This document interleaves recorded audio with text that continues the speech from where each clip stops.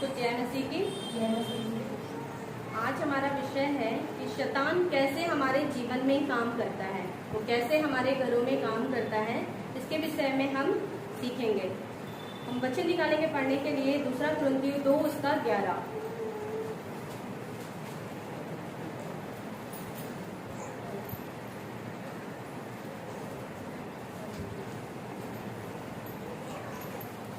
दूसरा कुरिन्थियों 2 उसका 11 में लिखा गया है कि शैतान का हम पर दाव ना चले, कि शैतान का दाव हम पर ना चले, क्योंकि हम उसकी युक्तियों से अनजान नहीं।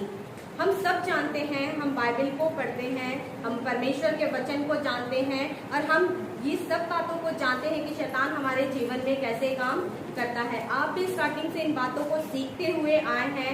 हम परमेश्वर के साथ कैसे रह सकते हैं, शैतान की युक्तियां कैसी हैं, तो अब तक हम इन बातों का भेद करना बखूबी जान गए हैं कि शैतान कैसे हमारे जीवन में काम करता है। इसलिए परमेश्वर का दास कहता है क्योंकि हम उसकी युक्तियों से अनजान नहीं हैं। हम जानते हैं कि शैतान हमारे जीवन में कब काम करता है, वो कैसे काम करता है, वो किन परिस्थितियों को हमारे सामने ले आ सकता है, इन सब बातों को जानते हैं। इसलिए परमेश्वर का दास कहता है प्रभु का कि उसकी युक्तियों से हम अनजान नहीं, हम पर उसका दांव नहीं चलने पाए, क्योंकि हम भली भांति जानते हैं कि किन शब्दों को लेकर के, किन परिस्थितियों को लेकर के और कई बार हमारे किन किन शब्दों को लेकर के शैतान क्या करता है, हमारे और आपके जीवन को नष्ट करना चाहता है। उसी में हम पढ़ेंगे दूसरा कुरिन्थियों 11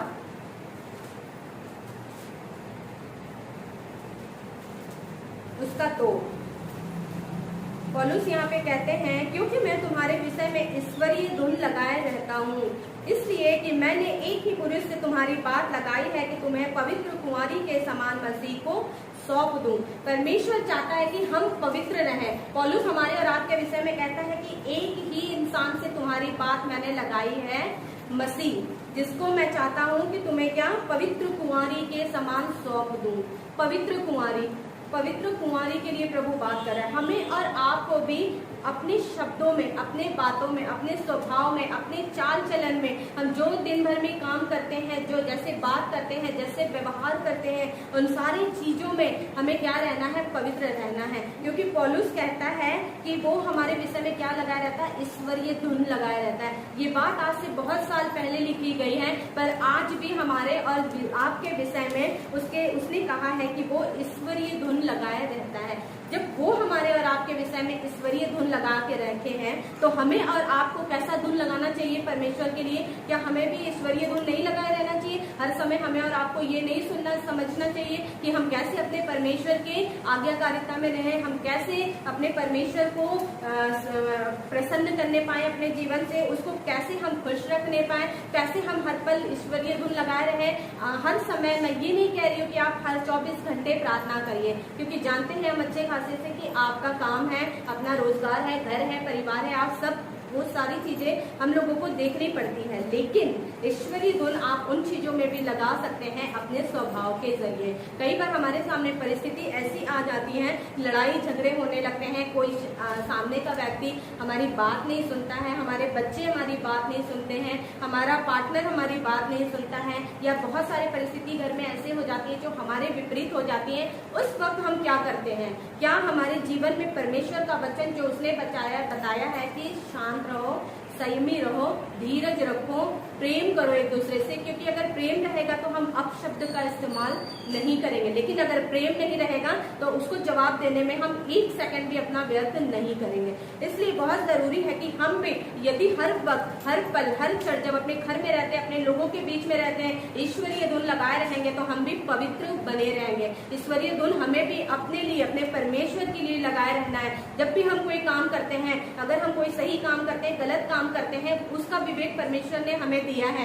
क्या हम जिस काम को सही कर रहे हैं उस काम के लिए हमारी नजर में सही है, पर क्या वो काम परमेश्वर की नजर में सही है? यदि हम ये बात सोच रहे हैं तो मतलब हमारे दिमाग में ईश्वरीय धुन चल रहा है। यदि हम अपने भाई को हमसे जो लड़ रहा है, जो अपशब्द का यूज कर रहा है, क्या हम उसको तुरंत अपशब्द कहने के लिए तैयार है? यदि तैयार है तो वो ईश्वरीय धुन में हम नहीं है। लेकिन यदि हम सोच रहे हैं, परमेश्वर हमें ये वचन बताता है कि तुम अपने भाई की सह लो, तुम अपने लोगों की सह लो। पौलुस कहता है कि एक दूसरे की आपस आपस में सह लो, एक दूसरे को आगे बढ़ाओ। यदि हम ये बात नहीं सोचते हैं इसका मतलब कि हम ईश्वरीय धुन में नहीं है। पर यदि हम ये बात सोचते हैं कि नहीं रहने तो, वो मेरा भाई तो है, वो गलत बात कह रहा है, पर अगर मेरा कोई गलत शब्द निकला हुआ उसके जीवन में सही हो गया, क्योंकि परमेश्वर का वचन कहता है तुम्हारे मुंह से निकली हुई बातें हाँ और आमीन में पूरी होती हैं। यदि हमने अपने भाई को कुछ गलत बात कह दी और उसके जीवन में पूरी हो गया तो क्या उसका लेखा परमेश्वर हमसे नहीं देता? हमारा ईश्वरीय धुन कहाँ है? हम अपने रोज के जीवन में ईश्वरीय धुन अपने परमेश्वर के साथ और अपने रिश्ते में लगाए रह सकते हैं। पौलुस हमारे विषय में करता है, हम कम से कम पहले अपने विषय में तो सीखे। हम अपने विषय में जब सीखेंगे तभी अपने पड़ोस के लिए प्रार्थना कर पाएंगे, तभी अपने घर के दूसरे परिवार के लिए प्रार्थना कर पाएंगे, तभी हमारे अंदर भी उसका धुन रखा रहेगा कि नहीं मैं सही हूँ, मेरा भाई भी सही होना चाहिए। क्योंकि जब नरक की आग में आप परमेश्वर के राज्य में रहेंगे और आपका भाई आग में तड़पेगा तो क्या आप देख पाएंगे? आज इस संसार में जब जो जहाँ की वो आग नहीं है, जो नरक की आग है, तो आपका भाई जब दुखी होता है, उसे चोट लगती है, तो क्या आप देख पाते उस बात को? आपका भाई आंगन में जल के तड़प रहा है और आप अपने घर में बैठे रहते हैं, या उसे उठते हैं, उठाते हैं, तुरंत उसका जो भी उपचार है वो करवाते हैं? आप उसके लिए उपाय करते हैं, उसके लिए रास्ते ढूंढते हैं। तो आप कभी इस बात को अपने दिमाग में सोचिए, जब आप परमेश्वर के राज्य में हो और आपका कोई जन नरक की आग में तड़प रहा हो और आपकी तरफ अपने हाथ बढ़ा रहा हो, उस परिस्थिति में आप क्या करेंगे? परमेश्वर कहता है एक बड़ी खाई है, ना तुम उधर जा सकते हो ना तुम इधर जा सकते हो, पर इस संसार में आपके पास अवसर है अपने भाई अपने बहन को समझा लेने का। क्या हम समझाते हैं? क्या हम चुप रहते हैं? क्या हम सहने के लिए तैयार रहते हैं? अगर नहीं रहते हैं तो कोशिश करेंगे कि आज से हम भी सहने के लिए तैयार हों, आज से हम भी सुनने के लिए तैयार हों। जल्दी से लड़ाई झगड़ा करने के लिए एकदम तत्पर ना हो कि कोई कुछ भी बोला, मुझे कैसे बोल के गया, मैं भी उससे जब तक 2 शब्द सुना नहीं लूंगी मेरे दिल को शांति नहीं मिलेगा। ये एटीट्यूड हमें चेंज करना है, क्योंकि यदि हम नहीं चेंज करेंगे तो हमारा जन भी जब नरक की आग में तड़पेगा तो हम क्या करेंगे? आप जिससे बहुत ज्यादा प्रेम करते हैं, एक माँ अपने बच्चे से अपने पति से प्रेम करती है, आप भाई बहन से प्रेम करते हैं, आप जिससे भी सबसे ज्यादा प्रेम करते हैं, एक बार उसके विषय में एक अपने दिमाग में ये चित्र ला कर देखिए कि आप स्वर्ग राज्य में हैं और उस दहकती आग में आपका प्रियजन जल रहा है और आपकी ओर पुकार रहा है, आप उसकी कोई मदद नहीं कर पाएंगे। तब आपको एहसास नहीं होगा कि काश मैं इस पृथ्वी पे रहते वक्त अपने भाई को बचा लेती, काश मैं उसकी 2 बात सुन लेती कि वो भी परमेश्वर के राज्य में आ जाता। उस समय पछताने के अलावा और कुछ भी नहीं रहेगा। मैं आप लोगों से कहती हूँ कि आप जिससे भी प्रेम करते हैं, आपका बच्चा छोटा है, मेरा भी बच्चा छोटा है, मैं उससे प्रेम करती हूँ, मैं उसके विषय में अगर ऐसा सोचूंगी तो मेरा आत्मा बिल्कुल कट सा जाएगा। आप सोचिए, मैं चाहती हूँ कि आप सोचिए इस विषय में, क्योंकि आप सोचेंगे नहीं, आपके जहन में यदि ये चित्र नहीं आएगा तो आप अपने जन को बचाने के लिए कभी तैयार नहीं रहेंगे। जब उसका एक 2 भाई थे आपस में, लाजर जब धनी मनुष्य और एक भिखारी मनुष्य के विषय में आपने सुना होगा। जब धनी मनुष्य नरक की आग में जाता है और लाजर स्वर्ग में जाता है तो वो क्या कहता है कि मुझे जाने दे कि मैं अपने भाइयों को बता पाऊं। जबकि पृथ्वी पर उन दोनों भाइयों के संबंध, उन जितने भी 5 भाई थे, उन भाइयों के संबंध अच्छे नहीं थे, पर फिर भी वो क्या चाहता है कि ये हाँ इतनी खराब जगह है, ये मैं नहीं चाहता मेरा ये दुश्मन क्यों ना हो पर वो इस जगह पर ना आए। तो हम तो फिर भी अपने बच्चों से, अपने पति से प्रेम करते हैं, अपने माँ बाप से, अपने भाई बहन से प्रेम करते हैं। हम कैसे चाहेंगे कि वो भी इस नरक की आग में तड़पे? आप इस बारे में सोचिए, विचार करिए कि आप यहाँ पर हैं और आपका जन नरक की आग में तड़प रहा है। अगर आप देख सकते हैं तो आराम से जिंदगी जिए, लेकिन आप नहीं देख सकते हैं तो एक दूसरे की सहना सीखिए, एक दूसरे को पलट कर जवाब देना बंद करिए, एक दूसरे को गाली देना बंद करिए, एक दूसरे को नीचा दिखाना बंद करिए, वरन उसके आत्मा की चिंता करिए कि वो भी बचाया जाए और मैं भी बचाई जाऊं। हमसे नहीं हो सकता, पर यदि हम पाप में बढ़ते रहेंगे तो अच्छाई की उम्मीद तो कहीं भी खत्म हो जाएगी ना। परमेश्वर का यदि हम रास्ता ही नहीं खोलेंगे तो हमारे परिवार में काम कैसे होगा? वो चीज हमें सीखना है। पिछली बार हमने संदेश सुना था कि हम कैसे परमेश्वर को, वचनों को कैसे उसने सहा है, कैसे उसने एक आदर्श दिखाया है। हम भी जब वो ऐसा कर सकता है तो हम उसके बच्चे हैं। हम जितने भी यहाँ बैठे अपने आप को परमेश्वर के बच्चे मानते हैं, प्रभु यीशु मसीह के बच्चे मानते हैं, और यदि मानते हैं तो जो वो सह सकता है वो हम और आप क्यों नहीं सह सकते? सह सकते हैं, कलीसिया सह सकती है इन बातों को। अगर सह सकती है तो अपने परिवार में ये चीज करिए आप कि एक दूसरे की सह लेना है। और यहाँ पे एक बात और लिखी हुई है 3 में, परंतु मैं डरता हूँ कि जैसे सांप ने अपनी चतुराई से हव्वा को बहकाया, वैसे ही तुम्हारे मन उस सिधाई और पवित्रता से जो मसीह के साथ होनी चाहिए कहीं भ्रष्ट ना किए जाएं। यहाँ पे लिखा हुआ है जैसे चतुराई से सांप ने किसको बहकाया? हव्वा को। अदन की वाटिका में आप जानते हैं जो पाप हुआ उसके विषय में लिखा हुआ है, जो बहकाया वो कहीं ऐसा ना हो कि हमारी मन की सिधाई के कारण हमें भी बहका दे, हमें भी वो परमेश्वर की पवित्रता से अलग कर दे। इसके लिए हम एक वचन निकालेंगे, उत्पत्ति 3 उसका 5।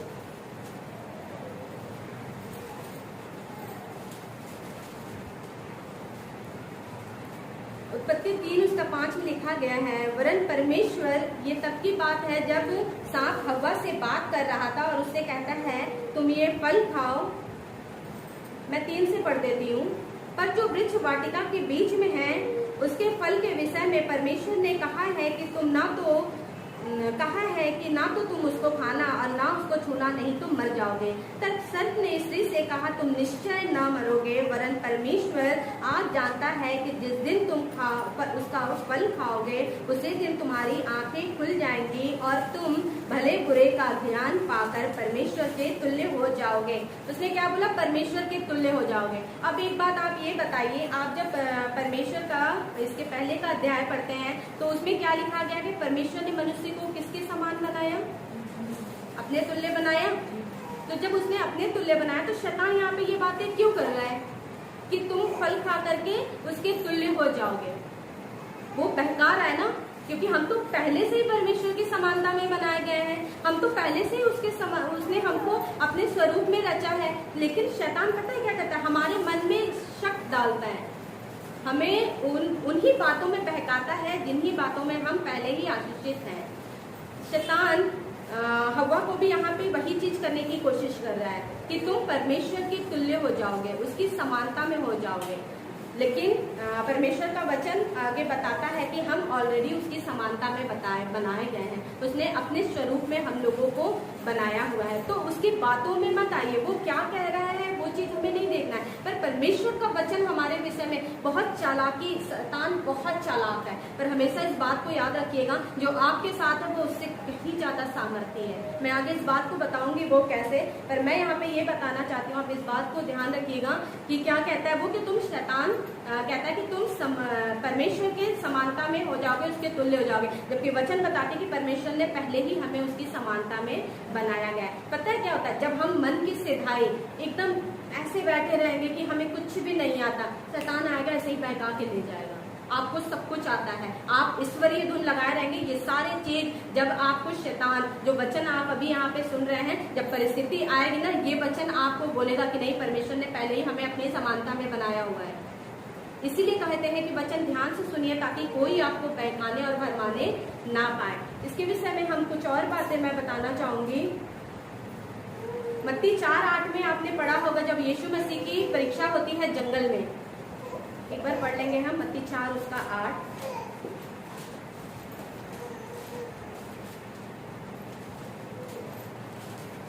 यहाँ पे कहा गया है, फिर इब्लीस ने उसे एक ऊंचे पहाड़ पे ले गया, उसे सारे जगत का राज्य और उसका वैभव दिखाकर उससे कहा, यदि तू घुरकर मुझे प्रणाम करे तो मैं यह सब कुछ तुझे दे दूंगा।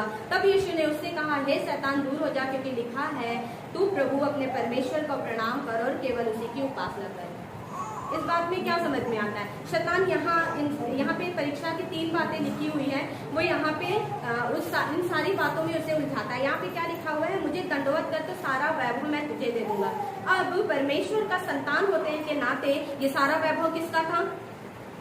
यीशु मसीह का था, क्योंकि वो उसका बेटा था। परमेश्वर का है ये सारा जगत, और वो कहता है कि मैंने तुम्हें दे दी है। वो उसने सारा चीज, जब उसका वारिस था, वो उसका बेटा था परमेश्वर का, तो वो सारी चीजें भी तो यीशु मसीह की हुई। तो फिर भी शैतान यीशु मसीह को कैसे बहका रहा है वहां पे कि मुझे, जबकि वो सारी चीजें उसकी हैं, फिर भी उन्हीं बातों में उसे उलझा रहा है कि मुझे दंडवत कर तो मैं ये सारी चीजें तुझे दे दूंगा। अब आप बताइए, जो चीजें पहले से ही आपकी हैं, शैतान वो आपको क्यों दे रहा है? क्योंकि वो भी जानता है ये सारी चीजें आपकी हैं, पर आपके मन की सिधाई के कारण, जैसा पौलुस 2 कुरिन्थियों उसका 4 में कहता है, हमारे मन की सिधाई के कारण हमें कहीं बहका न दे। इसलिए अपने दिमाग को खोल के रखिए, परमेश्वर का ईश्वरीय धुन लगाए रहिए, ताकि उसका हर एक वचन हमारे जहन में रहे। जब भी हमें कोई बहकाने के लिए आता है, हमें परमेश्वर का, यीशु मसीह ने तुरंत जवाब दिया, शैतान मेरे पास से दूर हो जा, क्योंकि लिखा है अपने परमेश्वर को छोड़ और किसी को दंडवत मत करना। हमें और आपको भी खड़े होना है इन बातों के विरोध में। जब शैतान हमारे मन में, हमारे घर, हमारे परिवार को लेकर के बातें डालता है, हमारे पड़ोसियों के बारे में, हमारे देश के बारे में, हमारे लोगों के बारे में, हमारे कलीसिया के बारे में बातें डालता है, तो हमें भी कहना है शैतान दूर हो जा, क्योंकि हमें चलाने वाला परमेश्वर हमारे साथ है। जिन परिस्थितियों में आप हैं, उन परिस्थितियों के खिलाफ खड़े होइए क्योंकि आप जानते परमेश्वर कभी अनाथ हमें नहीं छोड़ता। उन परिस्थितियों के विरोध में खड़े होइए कि नहीं, परमेश्वर हमारे साथ, उसने बोला वो कभी अनाथ नहीं छोड़ेगा। जब परिस्थिति आपको लगे कि बहुत ज्यादा गंभीर है, तो अपने परमेश्वर से कहिए, प्रभु आपका वचन कहता है कि किसी ऐसी परिस्थिति में जाने नहीं देगा जो हमारे सहने के बाहर है।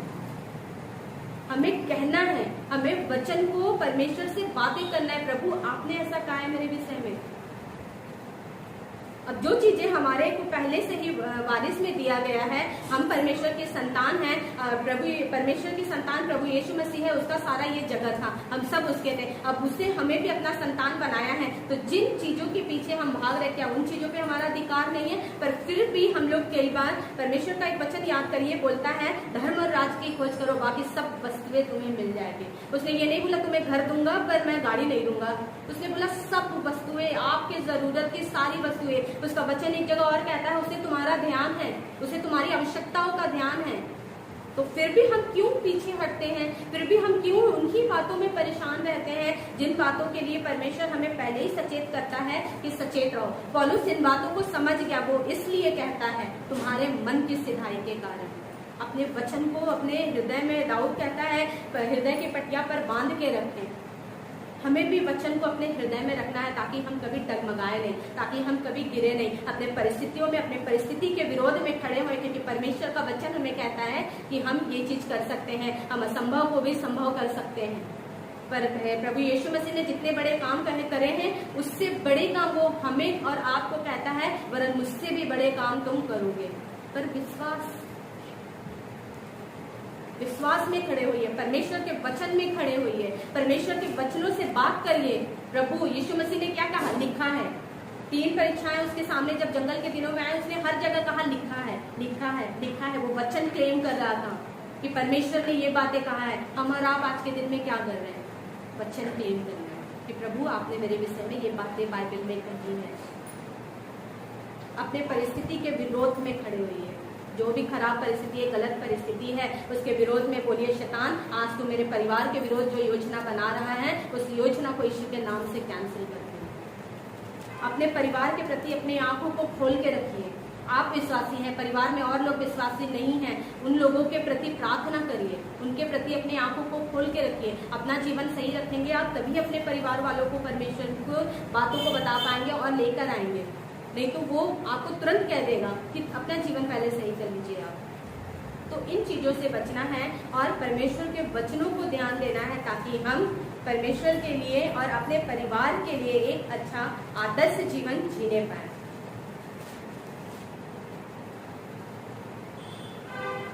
यहाँ पे एक बात और लिखी हुई है, 2 कुरिन्थियों 11:14 में। यह कुछ अचंभे की बात नहीं, क्योंकि शैतान आप ही ज्योतिमय स्वर्गदूत का रूप धारण करता है। स्वर्गदूत का रूप धारण करता है मतलब हम सोचते हैं शैतान की एक इमेज हमारे दिमाग में कैसी होती है कि बाल खड़े होंगे, अजीब सा होगा, मुंह काला सा होगा, दांत बड़े होंगे, नाखून बड़े होंगे। नहीं, वचन क्या बता रही है? स्वर्गदूत के ज्योतिर्मय चमकते हुए स्वर्गदूत के अनुसार शैतान अपना रूप धारण करेगा। ऐसा करता है वो। हर चमकती हुई चीज हमारे लिए अच्छी नहीं है। अपने दिमाग को खोलिए, वचन आपके विषय में क्या कहता है। हम पैसे कमाने, मुझे बहुत सारे पैसे कमाने में जाके ड्रग्स बेचने लगूं, ड्रग्स में बहुत पैसा है, पर क्या जीवन उसमें खराब नहीं हो रहा है? मेरा तो खराब हो रहा है, साथ में जितने लोग उसको सेवन कर रहे हैं उनका जीवन खराब नहीं हो रहा है। तो हर चमकती हुई चीज अच्छी नहीं होती। ध्यान करिए कि परमेश्वर का वचन क्या कहता है। यह कुछ अचंभे की बात नहीं, क्योंकि शैतान आप ही ज्योति में स्वर्गदूत का रूप धारण करता है। वो स्वर्गदूत का रूप धारण करता है, फरिश्ता बनकर हमारे और आपके बीच में आएगा और काम करेगा। इसलिए अब अपने इमेज से बाहर निकलना है। और परमेश्वर का वचन हमें क्या कहता है, अब कभी इस बात को मत सोचिएगा कि शैतान ऐसा है। वो स्वर्गदूत के नाई भी हमारे और आपके बीच में आकर के अपना काम कर सकता है। वो बहुत अच्छा है, वेल मेंटेन है, वचन अच्छा बताती है, दिखने में अच्छी है, बात बहुत अच्छे से करती है, पर नहीं पता कि उसके अंदर परमेश्वर का वचन कितना काम कर रहा है। तो इसलिए हर चमकती हुई चीज, हर ज्योतिमय चीज शैतान हो सकता है। इसलिए अपनी आंखों को परख की आत्मा परमेश्वर से मांगिए, प्रभु हमारे लिए क्या उत्तम है, क्या सही है, क्या गलत है, इन बातों पे हम ध्यान करें। मैं कुछ और वचन को पढ़ना चाहूंगी, इफिसियों 6 उसका 11 और 17 लास्ट वचन है।